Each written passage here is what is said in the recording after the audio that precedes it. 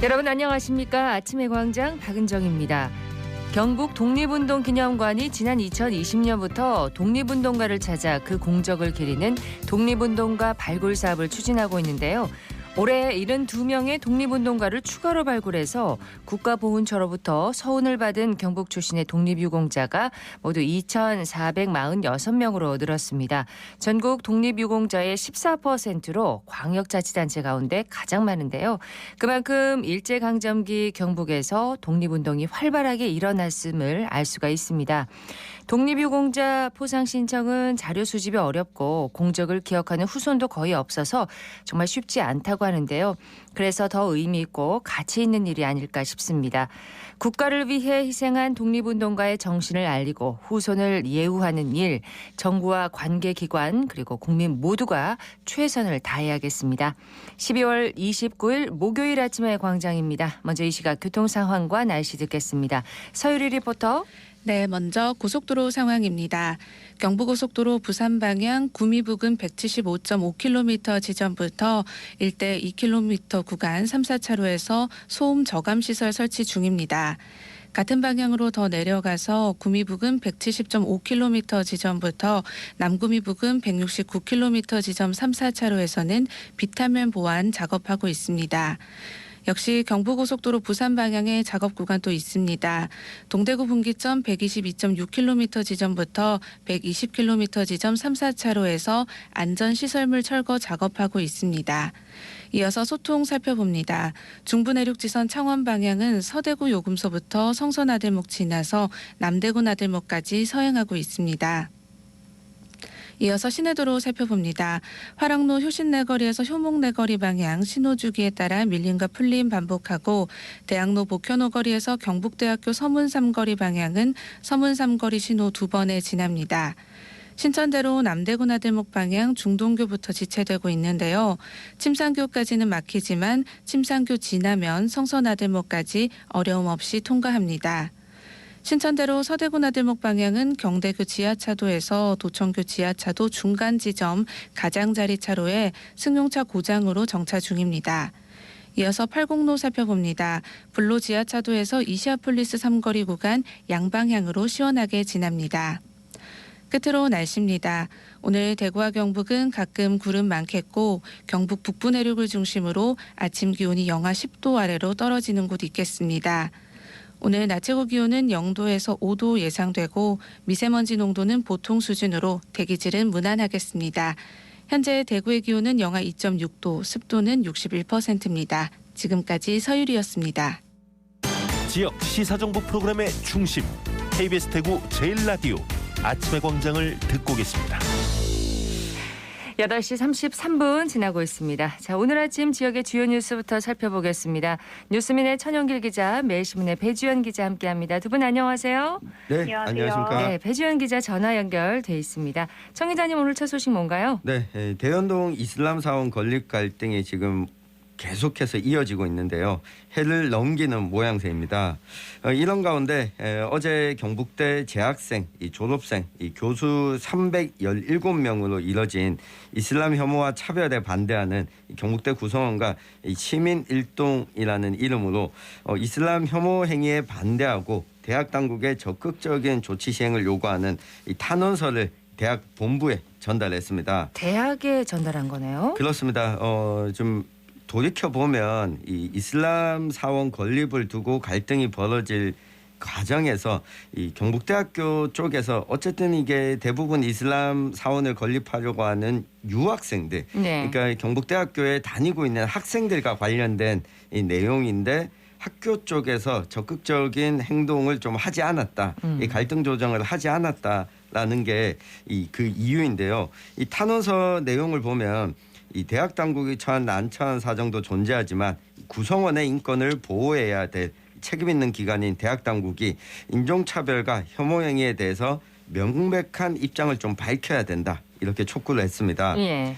이슬람 사원의 건축이 이 법원을 통해서 재차 승인됐음에도 이 공사 방해행위가 지속되고 있는 과정에서 또 이 이슬람 사원 신축 장소 이 골목길에 이 대지 특정 부위를 2달째 지금 전시하고 있는 만큼 이 대학 당국이 적극적으로 나서야 된다. 이렇게 요구를 한 겁니다. 지금까지 경북대에서는 어떤 입장도 밝히지 않았었나요? 네, 경북대 다양성위원회라고 하는 것이 이 출범을 했었는데요. 네. 이 과정에서 이 두 집단 간의 이 갈등을 풀기 위해서 이 대학 당국에서도 뭐 역할을 하겠다 목소리를 냈다가 이 구체적인 좀 뭐 방안을 내놓지는 않았거든요. 특히나 그 유학생들도 구성원 중에 일부기 때문에 이 구성원들이 당하고 있는 상황에 대해서 이 대학 당국이 좀 메시지를 내놔야 된다라고 네. 하는 의견이 나오고 있는 겁니다. 예, 학교 측에서 어떤 입장을 밝힐지 또 어떤 역할을 할지 좀 기대를 해보겠습니다. 그렇습니다. 뭐 해가 바뀌면 좀 이 역할을 대학이 먼저 나서서 했으면 하는 바람도 듭니다. 네, 다음 소식 듣겠습니다. 네, 대구 도심 군부대 통합 이전 사업이 국군부대와 미군 기지로 분리 추진될 전망입니다. 국군부대 이전 사업은 국방부와 업무 협약 체결을 앞두고 있는 등 속도를 내고 있는 반면에 미군 기지 이전 문제는 협상 테이블에 올리는 자체만으로도 상당한 시간이 소요되면서입니다. 네. 대구시는 지난 9월 국방부의 주한미군 공여구역 반환을 위해서 올해 안에 한미 행정협정 즉 소파 과제로 상정해달라는 공문을 보냈는데 국방부는 공문 검토를 거쳐서 소파 산하시설인 구역분과위원회에 서한 전달을 했습니다.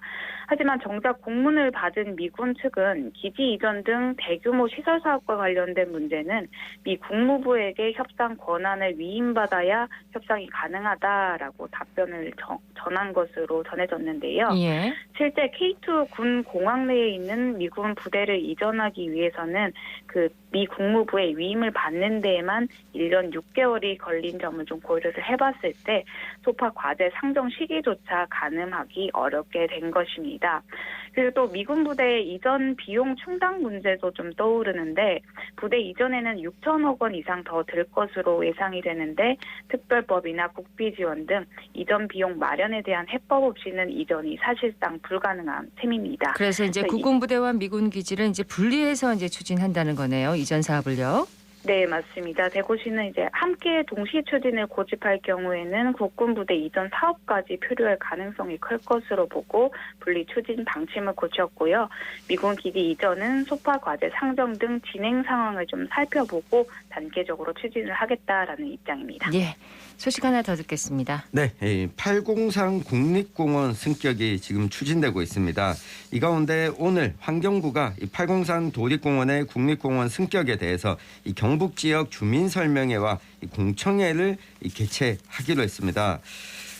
오늘 오전 10시부터 12시까지 경산 시립도서관 시청각실에서 또 오후 3시부터 5시까지는 이 7곡 동명에서 이 개최할 예정인데요.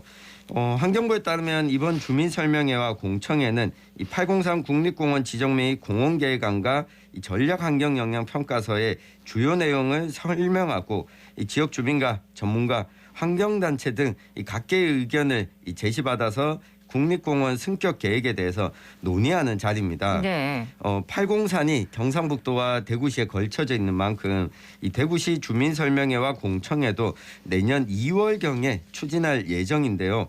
이 주민들의 의견을 받아서 이 국립공원 계획을 반영하는데 참고할 예정입니다. 더해서 지자체와 관계 중앙부처와 협의해서 최종안을 마련하고 내년 상반기 중으로는 이 국립공원위원회 심의를 통해서 확정할 계획입니다. 네. 이 803 국립공원 승격 추진이 대구시와 경상북도가 함께 또 추진하고 있는 사업인 만큼 이 최근 들어서 이 대구시 경상북도가 공동으로 추진하고 있는 사업들이 조금씩 많이 좀 삐그덕대지 않았습니까? 그렇죠. 803 국립공원 추진 과정에서 이 관련된 이 지역에 사는 주민들의 요구와 목소리를 좀 반영하는 자리이니만큼 많은 분들께서 이 네. 관심을 가져주시길 바랍니다. 오늘 그러면은 이 지역의 주민들의 이야기를 듣는 그런 자리네요. 환경부에서요. 그렇습니다. 뭐 경산과 칠곡 그리고 또 뭐 영천도 이 803에 또 포함되니까요. 예. 앞으로 이 주민들의 의견 수렴하는 자리가 대구까지 계속 이어질 것으로 보입니다. 예, 지역 소식 여기까지 듣고요. 이슈 토크로 넘어가겠습니다. 자, 이번 주 이슈 토크에서는 연말 결산으로 진행을 하고 있습니다. 자, 오늘은 어떤 이슈를 되돌아볼까요? 네, 오늘은 지역의 인권과 사회복지 분야를 한번 정리해 보려고 하는데요. 지역 시민사회단체가 매년 이 관련 뉴스를 선정하고 있는데 이 내용 중심으로 살펴보겠습니다. 예, 배주영 기자 올해의 인권 뉴스부터 살펴볼까요? 네, 올해도 어김없이 5대 인권 뉴스가 나왔습니다. 인권 뉴스는 지난 11월 3일부터 18일까지 후보군을 확정을 하고 이달 1일부터 7일까지 SNS 온라인 설문을 통해 진행이 됐는데요. 그중 시민들이 가장 많이 꼽은 인권 뉴스 1, 2위로는 홍준표 대구시장 취임 후 시청사 앞에서의 집회 시위 통제가 꼽혔습니다. 네. 홍 시장의 시위 통제는 대구 시민에 대한 인권 침해는 물론이고 또 불통 행정을 대표하는 사건이라는 주장입니다. 이외 인권 뉴스로는 대구 북부 이슬람 사원 앞 돼지머리 사건, 대구시의 인권증진위원회 폐지, 대구 학교 경비원들의 추석 무급 노동 등이 꼽혔습니다. 대구시가 청사 앞에 이제 집회와 시위를 통제하고 인권증진위원회를 폐지한 이유가 뭐였죠? 네, 대구시는 이렇게 밝히고 있는데요. 시청 앞에 화단의 지하 공간에 구내식당이 있어서 이곳은 청사 부지로 본다. 이런 유권 해석을 받았기 때문에 시위 금지 조치를 취했다라고 밝혔습니다. 홍 시장은 취임한 직후인 지난 7월 19일부터 대구시청 동인청사 앞에서 1인 시위와 기자회견을 금지시켰고 이후 대구시는 시청사 앞에 국화꽃 등을 올려놓으면서 물리적으로 집회를 좀 불가능하게 만들기도 했습니다. 네. 이에 지금 시민사회단체가 행정소송에 나선 상황인데 이 결과는 내년까지 좀 지켜봐야 될 것 같고요. 이게 부당하다는 행정소송인가요? 그렇습니다. 특히 1인 시위의 경우에는 신고하지 않고 이 집회를 본인의 의사표출을 할 수 있는데 네. 이런 1인 시위마저 통제하려고 하는 것은 좀 부당하다라고 하는 행정소송을 제기했습니다. 또 대구시 인권증진위원회는 시정혁신의 일환으로 각종 위원회 폐지와 통폐합 과정에서 추진이 됐는데 시민의 인권 증진과 보장 책무를 저버린 행위다라고 하는 이 비판을 하고 있습니다. 이 40여 개의 시민단체들이 이 대구 시민의 인권이 침해됐다며 국가인권위원회를 찾아서 진정서를 제출했고 또 전국 지자체 인권위원 협의회도 이 폐지 결정 철회를 촉구하고 나서기도 했습니다. 예. 이슬람 사원 거축 논란은 조금 전에도 전해드렸습니다만 이게 전국적인 관심을 모으고 있는 사안이기도 합니다.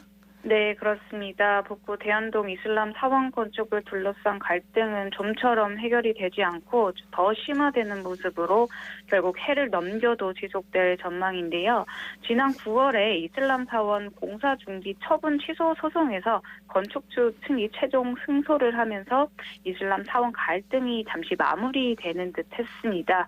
하지만 이후 파키스탄 유학생이 북구 주민을 좀 손으로 밀치는 등 폭행 사건 논란이 일자 주민들은 사원 공사장 인근에서 통돼지 바비큐를 만들어 먹기도 하면서 소모적인 싸움으로 갈등의 골은 더 깊어지고 있습니다. 네.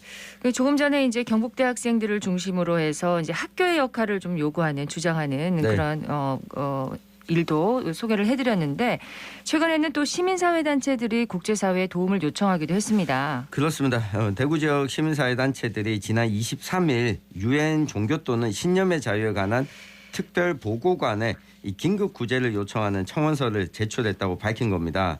이 대책에 따르면 유엔 종교의 자유 특별 보고관은 이 돼지머리 투척 행위를 전형적인 이슬람 혐오 행위 유형으로 분류하고 있고 또 종교의 자유에 관한 이 국가의 의무를 분명하게 규정하고 있다고 합니다. 이슬람 교도들에 대한 거리에서의 증오 범죄는 이게 단독 범죄라기보다는 이 국가에 의해 촉발된 편견의 이 재생산이다. 또 국가는 종교적 소수자들의 이 권리를 보호해야 된다라고 하는 점을 강조했는데요. 대책위는 돼지머리 즉각 철거와 이 공사의 원활한 진행에 대한 협력, 또 특정 종교 또는 인종에 근거한 모든 형태의 차별을 배격한다는 공적인 입장을 좀 표명해달라. 네. 이렇게 밝혔습니다. 예, 또 이 인권 뉴스 5대 인권 뉴스에 이제 학교 경비원들 추석 5박 6일 112시간 일해도 70시간 무급이다. 이거는 어떤 내용인가요?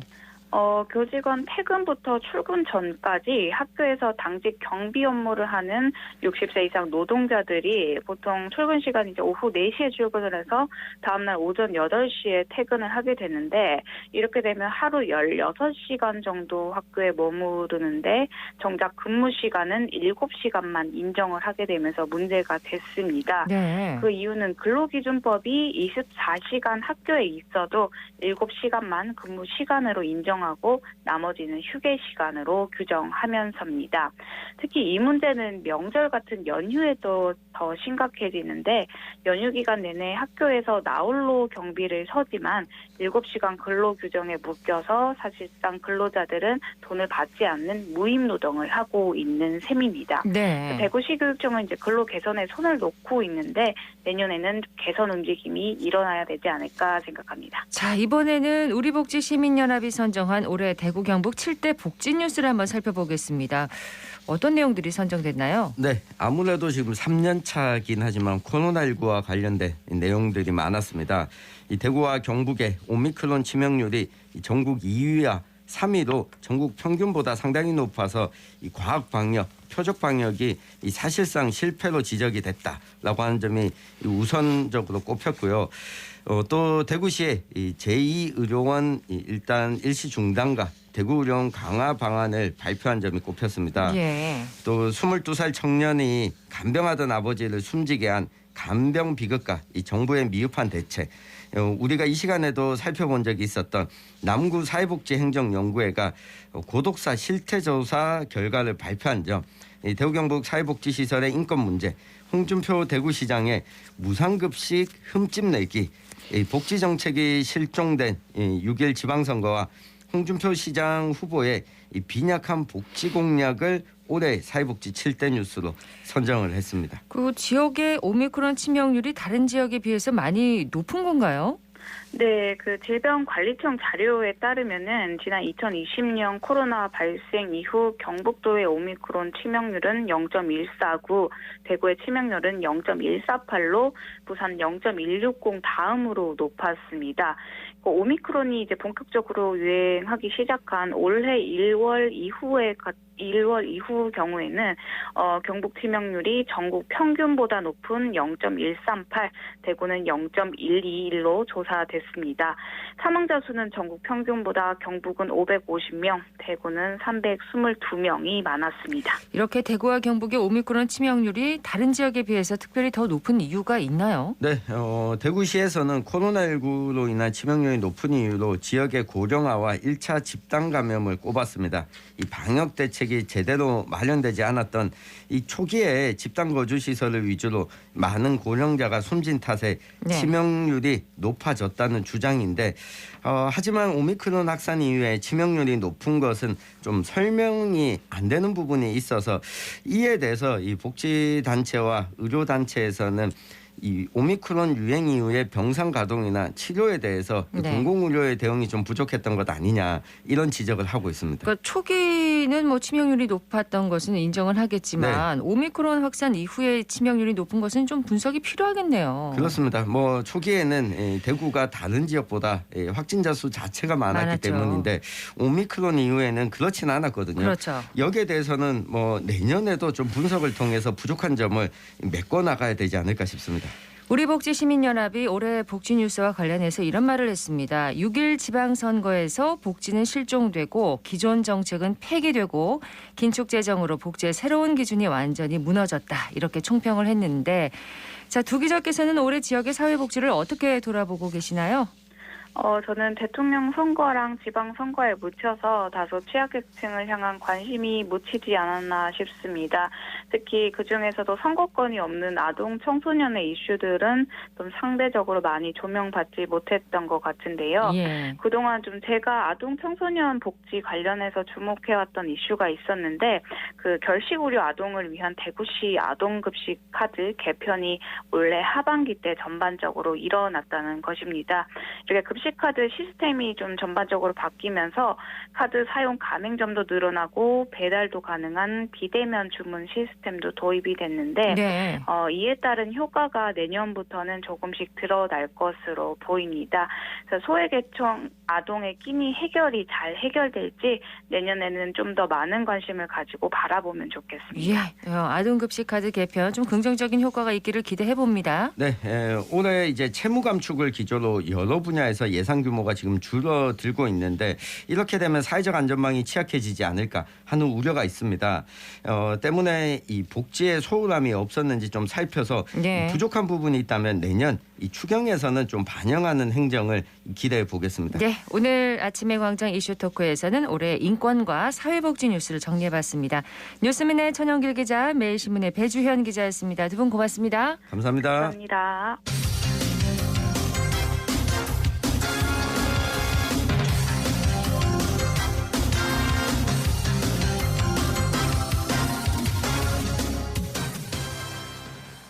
목요일 아침의 광장입니다. 8시 51분을 향하고 있네요. 고품질의 재생원료를 확보하기 위해서 투명 페트병 분리 배출제 지금 시행되고 있습니다. 대구시가 내년부터는 투명 페트병과 이 캔을 회수하는 인공지능 무인 회수기를 시범 운영한다고 하는데요.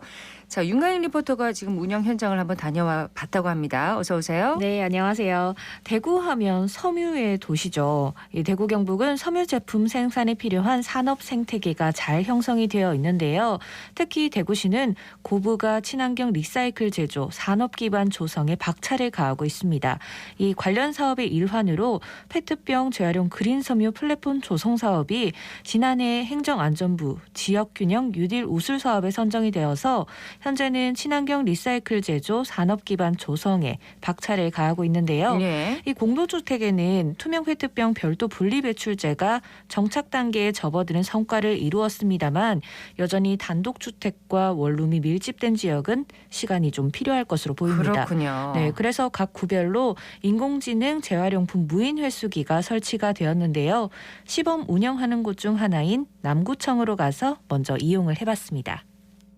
이 회수 로봇은 이 화면에 보시면 여기 시작하기 버튼인데 시작하기 누르시면 네. 이제 캔 또는 페트를 투입해달라고 메시지가 뜨거든요. 네. 캔 하나랑 페트병 2개가 딱 준비가 되어 있는데 이거를 그러면 바로 넣으면 되는 건가요? 페트병 같은 경우는 여기 라벨 보시면 라벨 있는 거는 그냥 넣으면 기계에서 인식을 하고 다시 뱉어내요. 그래서 요거 라벨을 제거를 하신 상태에서 요 투입을 해주셔야 되거든요. 네. 라벨을 먼저 제거를 했습니다. 이렇게 벨트가 움직이네요. 예. 그래서 이렇게 넣으면 지금 이제 한 개당 10포인트 요거 적립이 된 거고 네. 캔도 넣어보면 이제 이렇게 해서 총 2개 넣어서 20포인트 적립이 되고 요 페트랑 캔은 안에서 압축을 한 상태로 이제 들어가게 되는 거죠. 음료수 캔만 가능하고 그 통조림 통이라든가 그런 거는 이제 투입이 안 됩니다. 그냥 이제 분리 배출을 하는 것보다 이제 회수기에 이렇게 넣으면은 동전 소리도 나고 네. 예, 좀 재밌을 것 같기도 합니다. 네, 맞습니다. 이 기계에 페트병이나 캔을 넣으면 찌그러지는 그 소리와 함께 포인트까지 적립이 돼서 이 아이들도 분리배출을 배우는 데 많은 도움이 될 것 같았습니다. 포인트가 적립되는군요. 네, 이 남구청 출입구 입구에 설치된 회수 로봇에 대한 자세한 이야기를 담당자에게 들어봤습니다. 저는 남구청에서 재활용 담당하고 있는 김홍준이라고 합니다. 투명색 페트병이랑 캔 2종류를 회수할 수 있는 회수기를 설치를 했고 페트병 중에서도 투명색 페트병만 회수가 가능합니다. 포인트 같은 경우는 캔 10포인트, 페트 10포인트 이렇게씩 적립이 되고 이제 적립하신 금액은 2,000원 이상 이제 적립을 하시면 이제 현금처럼 출금이 가능합니다. 페트병 크기에 따라서 뭐 금액의 차이는 없고 모두 다 10포인트씩 적립해드리고 있습니다. 재활용 중에서도 페트가 모두 다 되는 건 아니고 투명색 페트병만 되고 이제 유색 페트병은 이제 회수가 안 되고 그리고 또 페트병 같은 경우에도 라벨을 제거를 하신 상태에서 투입을 해주셔야 그 적립이 되고 그거는 좀 신경을 써주셔야 되고 캔 같은 경우는 뭐 저희 일반적으로 먹는 음료수 캔 그냥 투입하시면 대신에 그 안에 내용물이 들어있으면 또 그 부분 좀 주의해 주시면 될 것 같습니다. 대구에서는 남구, 달서구, 북구 해서 처음으로 설치를 해가지고 이제 사실 주민들은 잘 모르실 텐데 10원이 작은 돈이긴 하지만 조금씩 재미있게 모으실 수 있고 저희 같은 경우도 이제 자원 회수가 잘 되니까 서로 이제 윈윈 전략, 좀 더 재미를 통해서 회수율을 높이자는 사업이니까 좀 관심을 가지고 많이 참여해 주셨으면 좋겠습니다. 네, 이 회수기는 인공지능 센서를 기반으로 오염된 재활용품은 자동 반납이 되는데요. 그렇군요. 그리고 또 하나씩 넣어야 회수기가 고장도 나지 않겠죠. 그럼요. 네, 제가 방문했던 남구뿐 아니라 다양한 곳에서도 무인 회수기가 시범 설치 운영되는데요. 자세한 내용은 대구시 담당자에게 들어보시죠. 네, 안녕하세요. 저는 자원순환과에서 근무하는 윤찬식 주무관입니다. 재활용품 무인 회수기는 인공지능 기반과 사물 인터넷 기술을 활용한 자판기 형태의 순환자원 회수 로봇으로 이용자가 투명 페트병이나 캔을 투입하면 개당 10포인트를 적립하고 2,000포인트 이상 적립하면 본인 인증 및 회원가입 후 현금으로 돌려받을 수 있는 자판기 형태의 회수 로봇입니다. 2020년 12월 25일부터 공동주택을 시작으로 2021년 12월 말부터는 대구 전역까지 투명 페트병 별도 배출제가 확대 시행됨에 따라 주민들이 투명 페트병을 쉽게 배출할 수 있는 환경을 조성하고 배출자에게 포인트를 지급하여 별도 배출 제도의 참여율을 높이기 위해서 무인 회수기를 설치하게 되었습니다. 현재는 남구청 내에 2대가 설치되어 있고 북구 쪽에는 태전동 금정 어린이 공원에 1대, 대현동 대현 어린이 공원에 1대가 설치되어 있으며 달서구 지역에는 성당동, 이곡 2동, 진천동, 송현 1동 행정복지센터에 각 1대씩 총 8대가 설치되어 있습니다. 내년에는 중구, 서구, 수성구, 달서구 지역에 총 12대를 확대 설치할 예정입니다. 투명 페트병 별도 배출제가 확대 시행된 지 1년이 지났는데 주민들께서 무인 회수기를 잘 활용하셔가지고 투명 페트병 배출 기준도 잘 지켜주시고 포인트도 적립받아 가시면은 자원순환 선도 도시가 되는데 도움이 될 것 같습니다. 자원 재활용과 분리배출 실천을 통해 순환경제의 기반을 마련할 수 있게 되길 바랍니다. 네, 윤가영 리포터 잘 들었습니다. 고맙습니다. 네, 아침의 광장 12월 29일 목요일 오늘 순서 여기까지입니다. 지금까지 박은정이었습니다. 여러분 고맙습니다.